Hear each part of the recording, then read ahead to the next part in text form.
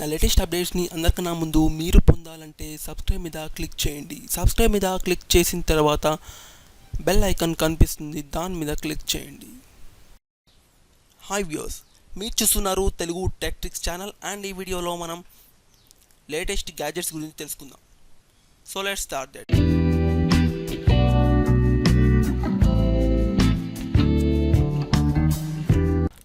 Nokia అనేది ముందుగానే Nokia 356 అనేది లాంచ్ చేసింది. నోకియా 3 అనేది బడ్జెట్ ఫోన్. అందులో ఫింగర్ ప్రింట్ సెన్సార్ ఉండదు, కానీ బ్యాటరీ అనేది బాగానే ఉంటుంది. సో నోకియా 5 అండ్ నోకియా 6 కూడా నోకియా అనేది లాంచ్ చేసింది. అదేంటంటే నోకియా 5 అండ్ 6 వచ్చేసి ఆక్టా కోర్ స్నాప్డ్రాగన్తో ఉంటుంది. అందులో ఫింగర్ ప్రింట్ సెన్సార్ కూడా ఉంటుంది అన్నమాట.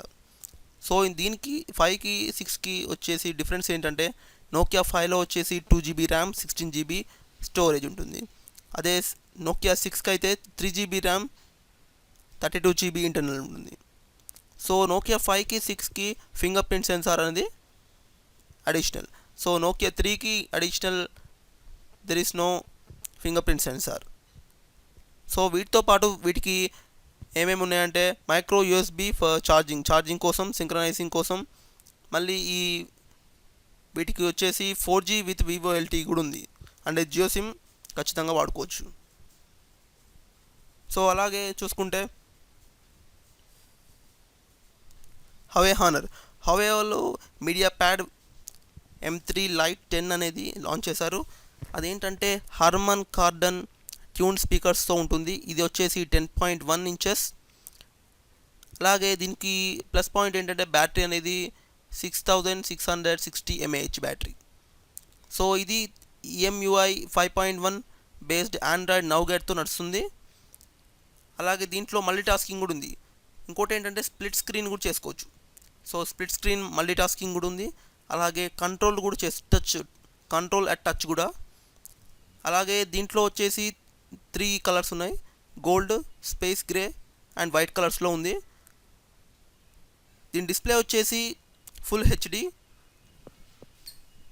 సో ఇంకోటి ఏంటంటే దీంట్లో ప్రాసెసర్ వచ్చేసి octa core Qualcomm Snapdragon 435 processor. So ఇందులో కూడా 3 టైప్స్ ఉన్నాయన్నమాట. ఏంటంటే ఫస్ట్ టైప్ వచ్చేసి 3GB RAM 16GB storage. Second వచ్చేసి 3GB RAM 32GB storage. Third వచ్చేసి 4GB ర్యామ్ 64GB స్టోరేజ్. కాకపోతే ఈ మూడిటికి సేమ్గా ఉండే స్పెసిఫికేషన్స్ ఏంటంటే గ్రావిటీ సెన్సార్, ఇంకోటి వచ్చి ambient light sensor, compass, gyroscope, అవన్నీ కామన్ అన్నమాట. సో ఇందులో కెమెరా వచ్చేసి ఫ్రంట్ అండ్ బ్యాక్ 8 మెగాపిక్సెల్ అన్నమాట. సో మీరు ఇంకా డౌట్స్ ఉంటే కింద కమెంట్ బాక్స్లో రాయొచ్చు, లేకపోతే మీరు గూగుల్లో కూడా సెర్చ్ చేసుకోవచ్చు. సో వ్యూయర్స్, నా వీడియో మీకు నచ్చినట్లయితే లైక్ బటన్ ప్రెస్ చేయండి మరియు సబ్స్క్రైబ్ చేసుకోండి. Thank you.